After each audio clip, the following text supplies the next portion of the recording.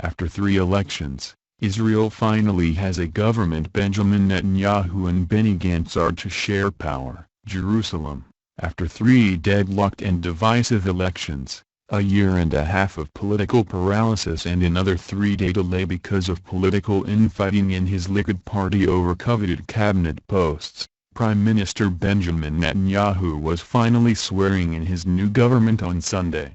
Over the weekend, both Netanyahu and his rival-turned-partner Benny Gantz announced their appointments for the new government, the most bloated in Israeli history, with an expected 36 ministers and 16 deputies. Netanyahu and Gantz, a former military chief, announced last month they would be putting their differences aside to join forces to steer the country through the coronavirus crisis and its severe economic fallout.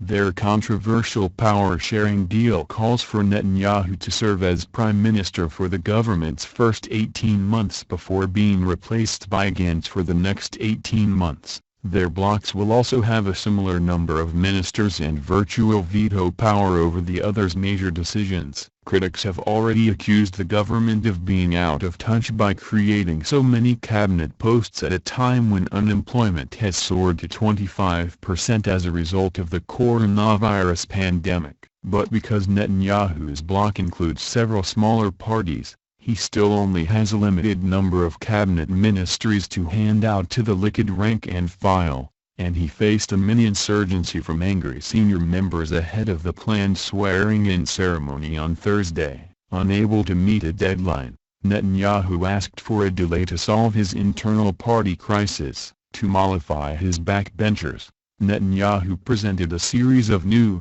questionable ministries such as community development, settlement affairs and higher education and water resources.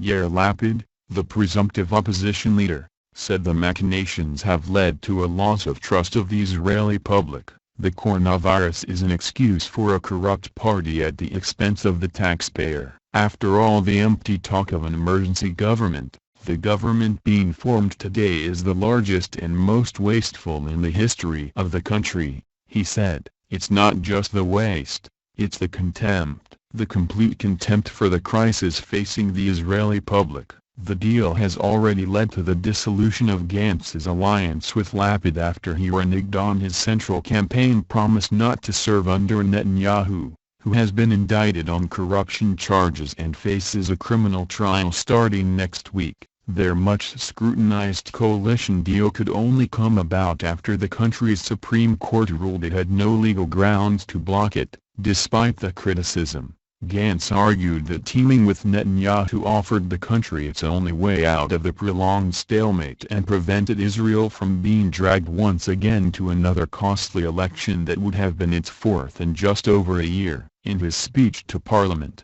Netanyahu acknowledged that compromises had to be made but that another election would have been far more devastating. The public wants a unity government and this is what the public is getting today, he said.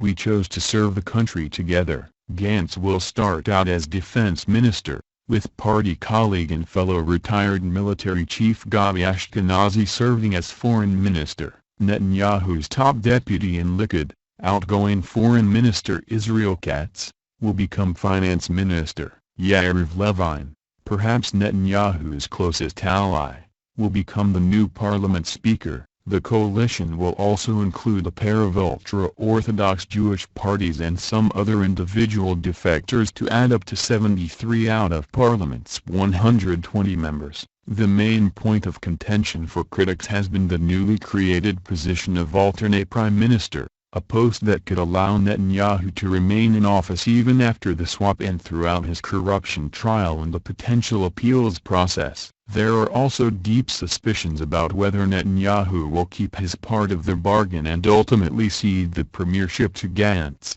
Still, the new position is supposed to enjoy all the trappings of the prime minister, including an official residence and, key for Netanyahu, an exemption from a law that requires public officials who are not prime minister to resign if charged with a crime. Netanyahu has been indicted on charges of fraud, breach of trust and accepting bribes in a series of scandals involving allegedly trading favors with wealthy media moguls. He denies any wrongdoing and blames the charges on a media-orchestrated plot to oust him. Since his indictment last fall, he has repeatedly lashed out at the country's legal system as well, with his political allies taking special aim at the High Court and accusing it of overreach and political interference. His legal woes and fitness to serve were central issues in the recent election campaigns. Netanyahu also pledged to push forth with controversial plans to annex parts of the West Bank. Netanyahu's nationalist base is eager to push for annexation before the U.S. elections in November, after which Trump could be replaced by Joe Biden, who has said he opposes unilateral annexation. The coalition agreement allows him to present a proposal as soon as July 1. The time has come for anyone who believes in the justness of our rights in the land of Israel to join a government led by me to bring about a historic process together, he said.